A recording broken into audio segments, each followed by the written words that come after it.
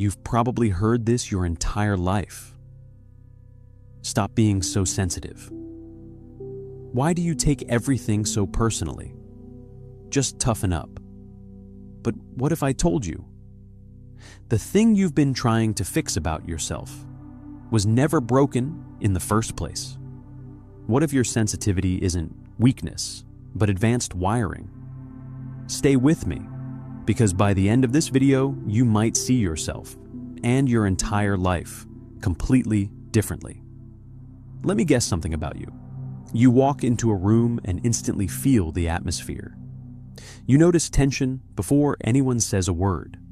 Loud environments drain you. Certain music gives you chills. A harsh comment stays in your mind for days, maybe years.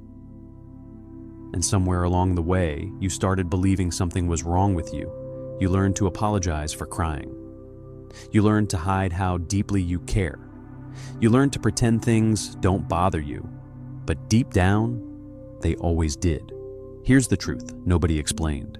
You are not too sensitive.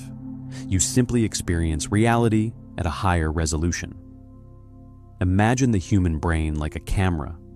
Most people move through life recording experiences in standard definition. Clear enough, efficient, practical. But your brain? Your brain records life in ultra-high definition. Every emotion sharper, every detail brighter, every interaction richer and heavier. Psychology calls people like this highly sensitive individuals. But honestly, I prefer another term. You're a supersensor. And neuroscience shows your brain isn't weaker. It's operating differently. Let's talk about why. First, your brain has a reduced filter.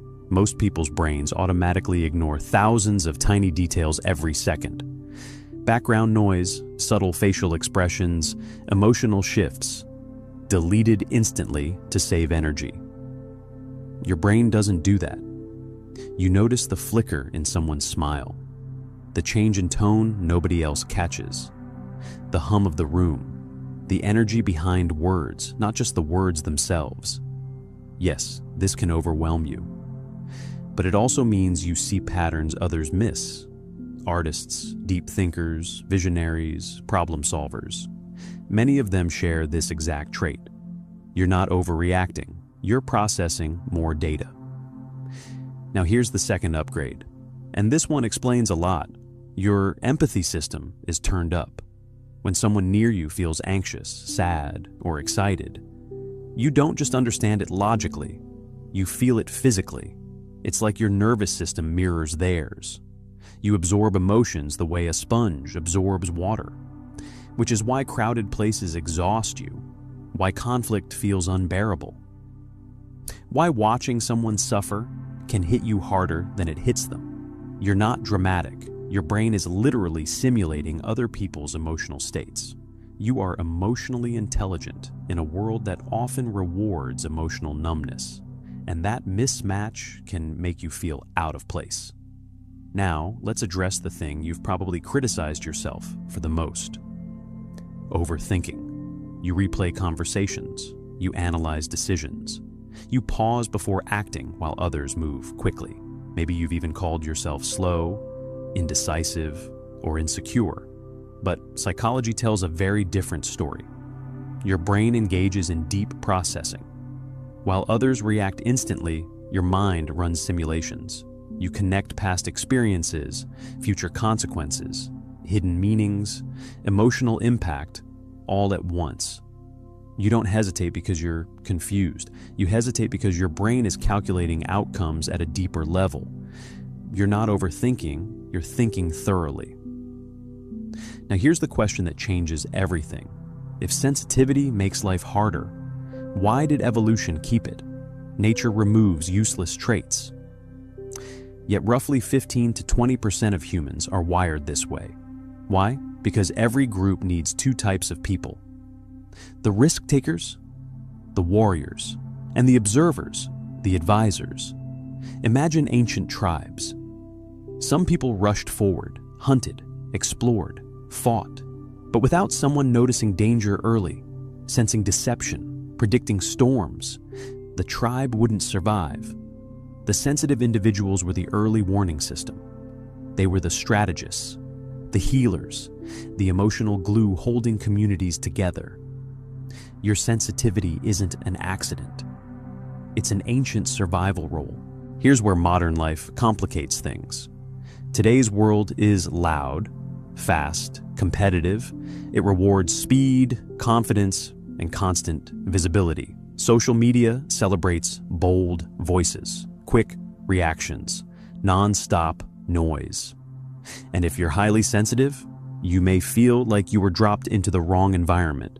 You get overwhelmed faster. You need quiet to recharge. You sometimes disappear just to breathe again. And society labels that as weakness. But science offers a beautiful comparison. Some people are like dandelions. They grow anywhere. Chaos, stress, noise, and they're fine. But others are orchids. Orchids struggle in harsh environments.